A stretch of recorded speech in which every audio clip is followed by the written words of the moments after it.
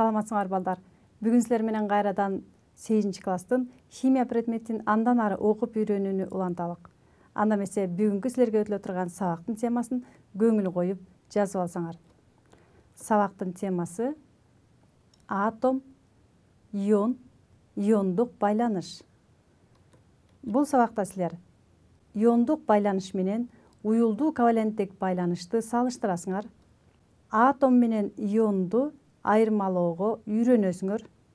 Ошондой эле иондук байланыш менен байланышкан заттардын мисалдарын айырмалоого көнүгөсүңөр.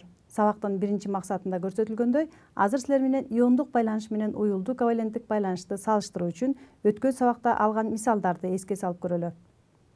Мисалы, натрий хлор менен натрийдин хлориди деген бирикмени пайда кылат. Бул бирикме иондук байланыш менен байланышкан. Анткени натрий сырткы катмарындагы бир электронун берип, хлор болсо бир электронду тартып алып, натыйжада натрий +1 зарядка, хлор -1 зарядына ээ болот. Кийинки мисалга көңүл бургула. Хлор азыр суутек атом менен байланышып жатат. Хлордун суутек менен бирикмеси хлорду суутек газы деп аталат. Бул бирикмедеги байланыштын тиби уюлдуу коваленттик байланыш деп аталат.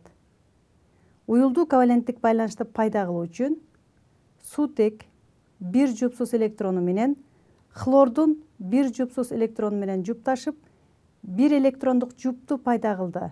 Натыйжада химиялык байланыш түзүлдү. Бирок айырмасы бул жерде суутектин терс электирдүүлүгү хлордукуна караганда начар болгондуктан салыштырмалуу түрдө электрондук жуп хлорго бир аз жылат. Ал эми хлордун терс электирдүүлүгү күчтүү болгондуктан ал салыштырмалуу түрдө электрондук жупту өзүнө тартат. Мына ошондуктан плюс дельта, минус дельта менен белгиленет. Дельта деген сөз бул жерде которгондо салыштырмалуу дегенди түшүндүрөт. Анда жыйынтык чыгарып карап көрөлү. Натрий дагы бир электронун, суутек дагы бир электронун химиялык байланышты түзүүгө берип жатат. Бирок бул учурда натрий эмне үчүн оң ионго өтүп жатат? Себеби натрий активдүү металл, типтүү металл болуп саналат. Ал эми экинчи мисалда суутек металл эмес. Анда силер иондук байланыш кайсы учурда пайда болот? Уюлдуу коваленттик байланыш кайсы учурда пайда болоорун жыйынтык чыгарсаңар болот. Ал эми бүгүнкү сабактын жүрүшүндө иондук байланыш жөнүндө сөз кылабыз. Мына ошондуктан натрий жана хлор иондору кантип пайда боло тургандыгына көңүл бургула. Атомдор жалпы электрондук жуптардын жардамы менен туруктуу электрондук катмарга өтүүгө аракеттенишет. Эки атомдун электрондорунун тартылуу күчү бирдей болсо, анда жалпы электрондук жуп атомдун ядролорунун борборлорунун тең ортосунда жайгашуусу керек эле. Бирок атомдордун бири электрондорду тартып алуу күчү боюнча абдан эле айырмалангандыктан экинчи атомдун электронду оңой эле тартып алат. Мындай учурда жалпы электрондук жуп болбойт. Электронду тартып алган атом же бөлүкчө терс зарядка ээ болот. Ал эми электронун берген атом оң зарядка ээ болот. Натыйжада пайда болгон оң жана терс заряд алган иондор бири-бири менен тартылышат да, иондордун ортосунда иондук байланыш пайда болот. Азыр силер менен иондук байланыштын кантип пайда болгондугуна токтолуп көрөлү. Силер биринчи сүрөттө натрий атомунун моделин көрүп турасыңар. Натрий мезгилдик таблицада 3-чү мезгилде жайгашкандыктан 3 энергетикалык деңгээли бар. Андагы электрондордун санын 2, 8, 1 деп бөлүштүрөбүз. Анткени катар саны 11, ядросунун заряды да 11. Ошондой эле электрондордун саны дагы 11 деп өткөнбүз. Кийинки сүрөттө силер хлордун мисалын көрүп турасыңар. Катар саны 17 экендигин билебиз. Ал дагы 3-чү мезгилде жайгашкандыктан 3 энергетикалык деңгээлин чийип алабыз дагы 17 электронду бөлүштүрөбүз. 2, 8, 7 деп бөлүштүрүлөт. Көңүл бурсаңар, натрийдин эң сырткы катмарындагы валенттик электрону 1, хлордуку 7. Анда октетке өтүш үчүн, тагыраак айтканда 8 электронго толукташ үчүн натрий 7 электронду алганга караганда 1 электронун оңой берет. Ал эми хлор болсо 7 электронду бергенге караганда 1 электронду оңой тартып алат. Мына ошондуктан хлордун терс электирдүүлүгү күчтүү. Анда натрий 1 электронун берип, хлор болсо 1 электрон тартып алып, оң жана терс зарядка ээ болот. Аны мындай кылып жазабыз. Натрий плюс 1, анткени 1 электронун берди, ошондуктан оң ионго өттү. Анын сырткы катмарындагы түзүлүшүнө көңүл бурсаңар, октет абалына өтөт. Анткени экинчи энергетикалык деңгээлиндеги гана 8 электрону калды. Демек бул натрийдин оң иону пайда болду. Ал эми хлор болсо 1 электронду тартып алып, -1. Бул учурда хлордун терс иону пайда болду. Андагы электрондордун санына көңүл бурсаңар, азыр 2, 8, 8 деп жаздык. Анткени сырткы катмарындагы 7 электрон 1 электронду тартып алып 8ке өттү. Ошондуктан хлордун -1 зарядына ээ болгон иону пайда болду. Анда келгиле, атом деген эмне, ион деген эмне, айырмасын карайлы. Натрий атомуна көңүл бурсаңар, катар саны 11, электрондордун саны 11, оң заряддын саны терс заряддын санына барабар болгон нейтралдуу система. Ошондуктан натрий 0, хлор 0 деп жазылат. Ал эми иондору болсо, натрий электронун бергендиктен плюс 1, ал эми хлор болсо 1 электрон тартып алгандыктан -1 деп жазылды. Анда атом менен иондун айырмасын билсеңер, ион деген эмне экендигине жыйынтык чыгарып көрөлү. Демек, ион электрондорду берип же кошуп алуу менен заряддалган бөлүкчө ион. Мисалы, натрий атому 1 электронун берип плюс 1, хлор атому 1 электронду кошуп алып -1 деген заряддарга ээ болду. Бул заряддалган бөлүкчөлөр натрий, хлор иондору болуп саналат. Азыр силер менен натрийдин хлоридинин бирикмесиндеги иондук байланыш кантип пайда боло тургандыгын көрдүк. А бирок чындыгында натрий хлор молекуласы деп айтууга туура эмес болот. Эмне үчүн? Анткени натрийдин хлоридинин кристалдык торчосунда натрийдин оң иондору менен хлордун терс иондордун саны көп. Башкача айтканда, бул макромолекуланы пайда кылат. Бирок эреже боюнча валенттүүлүктү эске алсаңар, натрий 1 валенттүү, хлор 1 валенттүү. Мына ошондуктан шарттуу түрдө гана бул натрий жана хлор атомдорунун сандык маанисин көрсөтүү үчүн формуланы натрий хлор деп жазабыз. Анда азыр силер менен натрийдин хлоридинин макромолекуласынын кристалдык торчосуна байкоо жүргүзүп салыштырып көрөлү. Көңүл бурсаңар, кайнатма туз деп аталат натрийдин хлориди биздин турмушубузда. Силер азыр көрүп турган сүрөттө кайнатма туздун кристалдык торчолорунун ортосундагы иондук байланышты көрүп турасыңар. Кызыл түстөгү натрийдин катиону, көк түстөгү хлордун аниондору. Көңүл бурсаңар, хлордун 1 аниону натрийдин 6 катиону менен курчалган. Мен силерге көрсөтүп жатам. Көк түстөгү хлор иону, ал кызыл түстөгү натрийдин 6 катион менен курчалып турат. Аны силер тегеректеп көз болжол менен көрө аласыңар. Же болбосо тескерисинче, натрийдин 1 катиону хлордун 6 аниону менен курчалган. Көңүл буралы, натрий кызыл түстө белгиленип турат, натрийдин катиону. Ал терс заряддалган хлордун 6 аниону менен курчалып турат. Эгерде кристалдык торчонун түзүлүшүнө өз алдыңарча байкоо жүргүзүп, алардын ар биринин курчалган санын санап көрсөңөр, мына ушундай бекем байланыш менен байланышкан. Мындай учурда өтө бекем кристалдык торчо пайда болот. Аны бузуу үчүн көп сандагы энергия жумшалат. Мына ошол себептен бул кристалдын балкуу температурасы өтө жогору. Натрийдин хлоридинге 600 градуста балкуу эрийт, 1435 градуста кайнайт. Бул мисалдарды силер өзүңөр үчүн жазып алсаңар болот.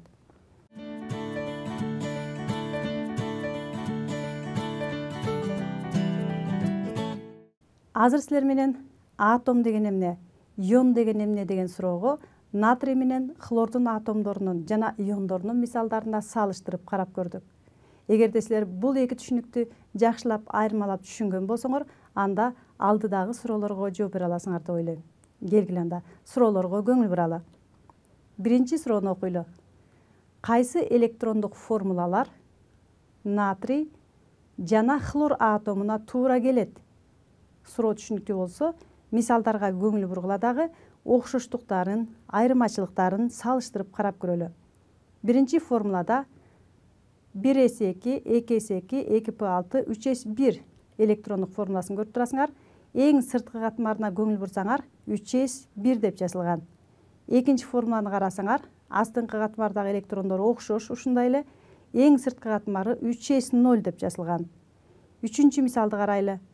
Эң сырткы катмары 3s2, 3p5. Ал эми астыңкы катмарындагы 10 электрондун силер билесиңер. Төртүнчү мисалды карайлы. 3s2, 3p6. Анда силер айырмачылыктарды көрсөңөр, электрондордун санын суммалап, алардын катар санын таба аласыңар жана кайсыл атом, кайсыл ион жөнүндө сөз болуп жаткандыгын биле аласыңар. Мен силерге багыт бердим. Анда туура жоопту таба аласыңар го деп ойлойм. Туура жооп биринчиси. Эмне үчүн? Жооптун тууралыгын текшерели. Азыр силер менен биринчи мисалда кайсы атом жөнүндө сөз болгондугун, ал эми үчүнчү мисалда кайсыл атом жөнүндө сөз болгондугуна жыйынтык чыгаралык. Силерге суроонун максатында натрий жана хлор атомуна туура келген электрондук формуланы сурап жатат. Анда силер биринчи, үчүнчү мисал эмне үчүн ушул атомдорго туура келе тургандыгын жана кайсынысы натрий, кайсынысы хлор экендигин салыштырып отурсаңар. Биринчи мисалда натрийдин катар саны 11. Анда электрондордун санында санасаңар 11ге барабар экендигин көрүп турасыңар. Мына ошондуктан натрий 0 деп жазылды. Ал эми экинчи мисалда катар саны 11 натрийдики, бирок электрондордун санын санасаңар 3s1 эмес 3s0 деп турат. Анда бир электронго аз. Ошондуктан натрий плюс 1 деп жазылды. Анда жыйынтык чыгаралы. Биринчиси натрий атомунун электрондук формуласы, экинчиси натрий ионунун электрондук формуласы. Анда үчүнчү мисалды карайлы. Электрондордун санын бардыгын санасаңар, ички катмарында 10 электронду санаганды билесиңер. Сыртын карагыла 3s2, 3p5 бардыгы 7. Анда 17 электрон. Бул хлор. 0 деп жаздык. Эмне үчүн? Анткени катар саны 17, электрондордун санын санасаңар 17. Ал эми экинчи мисалды карасаңар 3s2, 3p6. Жогоруда 5 болчу, азыр жогоруда 5 болчу, азыр болсо 6. Демек 1ге көбөйдү. Ошондуктан -1 деп жаздык. Анда хлор 0. Бул хлор атомунун электрондук формуласы. Хлор -1, хлор ионунун электрондук формуласы. Бул мисалдарды жазып, атом менен иондун айырмасы үчүн дагы бир жолу кайталап койсоңор болот. Келгиле анда дагы бир суроого жооп берип көрөлү. Электрондук формуланы окугула. 1s2, 2s2, 2p6. Силер көрүп турасыңар 10 электронду. Анда ушул электрондук формула кайсыл бөлүкчөгө туура келбейт? Мен силерге бөлүкчөлөрдү сунуштайм. Биринчиси натрийдин атомуна туура келбейт. Экинчиси магнийдин ионуна. Үчүнчүсү алюминийдин ионуна. Төртүнчүсү неон атомуна. Мен силерге электрондук формулаларды жазууга багыт берип жардам берейин. Силер туура жоопту тапканга аракеттенип көрсөңөр. Натрийди азыр эле карап көрдүк. Атомдун түзүлүшүн. Анда 11 электрону бар. Ошондуктан 1s2, 2s2, 2p6, 3s1 деп жазылат. Ал эми магнийдикин карагыла. Катар саны 12. Анда 12 электронду жазышыбыз керек эле. Бирок плюс 2 болгондуктан 2 электронго аз деп жыйынтык чыгарасыңар дагы. Анда 1s2, 2s2, 2p6 10ду гана жазабыз, 3s 0 деп жазабыз. Алюминийдикин карагыла. Плюс 3. Бирок катар саны 13 экен. Анда 13 электрондун 3 электрону жок ионунда. Анда дагы эле 10 электронду ушундай эле кылып жазабыз. Неондукун карайлы. Бул атом болуп турат. 0 деп турат. Анда катар саны 10 болсо электрондук формуласын 10 электронду жазыш үчүн 1s'те 2 электрон, 2s'те 2 электрон, 2p'de 6 электрон деп жазабыз. Анда силер окшоштуктарын таптыңар го деп ойлойм. Көңүл бургула. Туура жооп биринчиси экен. Мына ушул бөлүкчөгө гана туура келбейт экен. Туура келбей тургандыгын сурап жаткан. Анда көңүл буралы. Натрийдин катар саны 11, электрондун саны дагы 11. Экинчи мисалды карагыла. Биринчиси туура эмес. Анткени суроонун максатында 10 электрон жөнүндө сөз болуп жатат. Экинчи мисалды карайлы. Магнийдин ионунда ядросунун заряды 12, Ал эми электрондордун саны 10. Анткени ионунда 2 электронго аз. 10 экендигин көрүп турасыңар. Алюминийдикин карагыла. 10 экендигин көрүп турасыңар. Анда туура жооп бул экинчиси 10 экендигин көрүп турасыңар. Демек магнийдики бул электрондук формулага туура келет. Алюминийдикин карайлы. Алюминийдики дагы катар саны 13, ядросунун заряды 13, электрондордун саны 10. Анткени плюс 3 болуп турат, 3 электронго аз. Мына ошондуктан 10 электронун көрүп турасыңар. Анда бул жооп дагы электрондук формулага туура келет экен. Неондукун карагыла. 10, аныкы дагы плюс 10, минус 10 болот, туура келет. Мына ошондуктан магний, алюминий, неон сыяктуу 3 башка бөлүкчөнүн электрондук формуласы окшош боло тургандыгын жыйынтык чыгарып билип алсаңар болот. Азыр мындай жыйынтык чыгаралык. Демек иондук байланышты түзүүчү заттар типтүү металлдар менен металл эместердин ортосунда иондук байланыш типтүү металлдар менен металл эместердин ортосунда иондук байланыш пайда болот деп жыйынтык чыгарсак болот экен. Мисал катарында азыр силер менен натрий хлор бирикмеси сыяктуу эле натрий фтор, натрий бром, натрий йод бирикмелери иондук байланыш менен байланышат деп жыйынтык чыгарып, алардын түзүлүшүн натрий дихлоридинин мисалы менен салыштырып карап көрсөңөр болот. Биз силер менен жогоруда иондук байланыш менен байланышкан бирикмелерге шарттуу түрдө гана жыйынтык чыгардык. А бирок чындыгында иондук байланышты терс электрдүүлүктүн мааниси менен биз силер менен жогоруда иондук байланыш менен байланышкан бирикмелер кайсылар деген суроого шарттуу түрдө гана жыйынтык чыгардык. Ал эми иондук байланыштын пайда болгондугун терс электрдүүлүктүн маанисин пайдаланып, бул таблицадагы сандардын жардамы менен эсептеп чыгарганды үйрөнгөнбүз. Анда эмесе өткөн сабакта алган мисалдарды дагы жолу эске салып, иондук байланышты айырмалаганды үйрөнөлүк. Анда кийинки суроого көңүл бурсаңар. Бул суроого жооп берүү менен иондук байланыш жөнүндө маалыматтарды эске салалык. Кайсы затка иондук байланыш мүнөздүү эмес? Бул суроого жооп берүү үчүн силерге 4 мисал сунушталды. Бардыгы тең хлордун бирикмелери, бирок бирок биринчисинде металл, натрий, магний, алюминий жана фосфор металл эмес экенин көрүп турасыңар. Анда терс электрдүүлүктүн маанисин пайдаланып чыгарып көрөлү. Натрийдин терс электрдүүлүгү 0,9, хлордуку 3. Анда силер 3төн 0,9 алып 2,1 деп эсептегенди үйрөнгөнсүңөр. Эгерде 1,7ден чоң сандар болсо, анда иондук байланыш менен байланыша тургандыгын чыгарганды үйрөнгөнбүз. Ушундай эле иретте магнийдикин табалы. 1,2, анда 1,8 чыгат экен айырмасы. Бул учурда дагы иондук байланыш деп жыйынтык чыгарсак болот. Ал эми алюминийдики болсо 1,5. Бул учурда 1,5 деген сан алынат. Шарттуу түрдө 1,7ден кичине болгондуктан бул иондук байланыш деп айтууга болбойт. Бирок силер менен алардын уюлдуулугунун өсүшүн өткөн сабакта тесттерде салыштыруу менен бул байланыш уюлдуу коваленттик байланышка жакын, бирок иондук байланышка кире тургандыгын мисалдардан карап көргөнбүз. Ал эми акыркы бирикмеде фосфордуку 2,1, анда эсептесек 0,9 деген сан алынат. Бул албетте кичине сан 1,7ден. Бул уюлдуу коваленттик байланыш экендигин көрсөтүп турат. Анда жыйынтык чыгаралык. Туура жооп 4-сү экен. Натрий хлордо 2,1, магний хлордо 1,8, алюминий хлордо болсо 1,5. Демек натрий активдүү металл, иондук байланышты түзөт, типтүү металл. Магний шелочтуу жер металлдары, булар дагы иондук байланышты түзөт. Ошондой эле амфотердүү металл алюминий дагы салыштырмалуу түрдө, шарттуу түрдө иондук байланыш деп айта алабыз. Ал эми акыркы бирикменики бул металл эмес. Металл эместер менен иондук байланышты түзө албайт экен. Бул суроого көңүл буралы. Графикалык формуласы келтирилген бирикмеде канча иондук байланыш бар? Силерге азыр татаал заттын формуласы берилди. Силер металлдарды дагы, металл эместерди да көрүп турасыңар. Анда жыйынтык чыгаралы. Мен силерге биринчи жооп 3, экинчи жооп 5, үчүнчү жооп 6, төртүнчү жооп 8 деген жооптор сунуштадым. Силер болсо бирикмедеги иондук байланыштын гана санын таап, туура жоопту эсептесеңер. Анда багыт берейин. Көңүл бургула. Натрийдин жана кычкылтектин терс электрдүүлүк маанисин таап, таблицадан жазсаңар болот. Кычкылтектики 3,5, натрийдики 0,9, 2,6 чыгат экен. Ал эми фосфордуку 2,1 барабар 1,4 деген сан чыкты. Анда канча байланыш иондук байланыш болуп саналат? Көңүл бургула. Туура жооп биринчиси 3 байланыш пайда болот.